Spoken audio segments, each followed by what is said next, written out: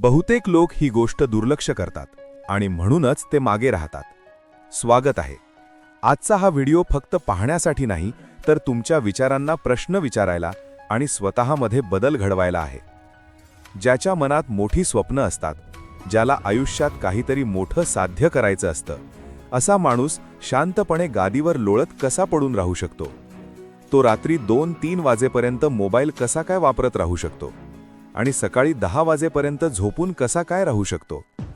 जर कोणी असं करत असेल तर एक गोष्ट नक्की समजून घ्या, त्याच्याकडे काहीही ठोस कारण नाही.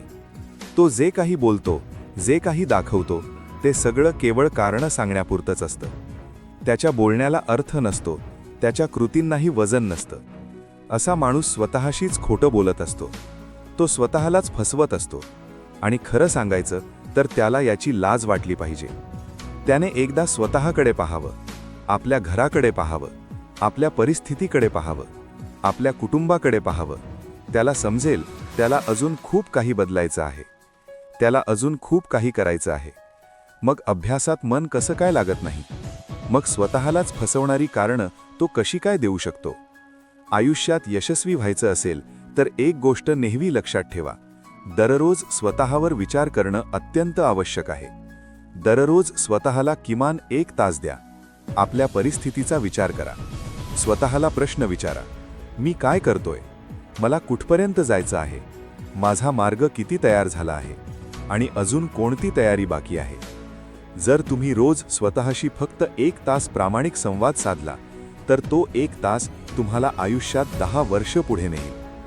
जे लोक 10-10 वर्ष विचार करून, नियोजन करून यशस्वी होतात, त्यांच्यापेक्षा तुम्ही खूप आधी यशस्वी व्हाल. हे फार सोपं सूत्र आहे. तुमच्या मनात जे सतत चालू असतं, ज्याचा तुम्ही सतत विचार करता, तीच गोष्ट कुठेतरी आकर्षणाच्या नियमाला सक्रिय करते आणि तो नियम त्या गोष्टी तुमच्यापर्यंत घेऊन येतो. तुमचं आयुष्य कोमेजलेल्या फुलासारखं नसावं, ते पेटलेल्या ठिणगीसारखं असावं.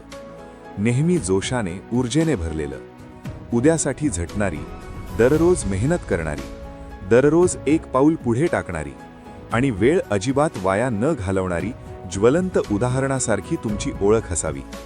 जोपर्यंत त्याला हवं ते मिळत नाही, तोपर्यंत तो थांबत नाही. यालाच जुनून म्हणतात, यालाच वेडेपणा म्हणतात. इसवी सन 1584, जपानची एक प्रेरणादायी कथा. मियामोतो मुसाशी नावाचा एक तरुण मुलगा. वयाच्या अवघ्या 13व्या वर्षी त्याने घर सोडलं. जंगलात राहून लाकडी शस्त्रांनी तलवारबाजी शिकली आणि पुढे तो जगातील सर्वात महान तलवारबाजांपैकी एक ठरला. तो जपानमधील थोर समुराई योद्धा म्हणून ओळखला जातो. त्याचा जन्म झाला तेव्हाच त्याची आई वारली. आईच्या मायेपासून वंचित राहणं हेच त्याच्या आयुष्यातलं पहिलं दुःख होतं. तो दिशाहीन होता. त्याला काय करायचं आहे याचीच त्याला कल्पना नव्हती. वडिलांना कायम चिंता वाटायची, हा मोठा होऊन काय करणार? त्यांचा छोटासा व्यवसाय होता, पण मुलाचं मन तिथे कधीच रमत नव्हतं. एके दिवशी तो वडिलांजवळ गेला आणि म्हणाला, बाबा, मला तलवारबाजी शिकायची आहे. वडील आनंदी झाले. त्यांना आशेचा किरण दिसला. त्यांनी त्याला एका जैन मठात प्रशिक्षणासाठी पाठवलं. पण काही दिवसांतच त्याचं मन तिथे उडून गेलं. उत्साहात सुरुवात केली होती, पण कसलीच तळमळ उरली नाही. गुरूंनी समजावलं, पण तो परत घरी आला. वडील पुन्हा निराश झाले. त्याच रात्री एक भयंकर घटना घडली. चोर घरात शिरले. त्याने थोडीफार येणारी आत्मरक्षणाची कला वापरण्याचा प्रयत्न केला, पण तो अपयशी ठरला. चोरांनी त्याला आणि वडिलांना बांधून ठेवलं आणि घरातील सगळं सोला लुटून नेलं. त्या क्षणी त्याला स्वतःची तीव्र लाज वाटली. जर आज मी समर्थ असतो तर वडिलांचा अपमान झाला नसता. दुसऱ्या दिवशी तो गुरूंना भेटायला गेला आणि म्हणाला, मला शिकवा, मला ताकदवान व्हायचं आहे. पुन्हा प्रशिक्षण सुरू झालं, पण काही दिवसांतच जोश ओसरला. तेव्हा गुरूंनी विचारलं, तुला खरंच काय हवंय? तो म्हणाला, मी समुराई बनू इच्छितो, लोकांचं संरक्षण करायचं आहे.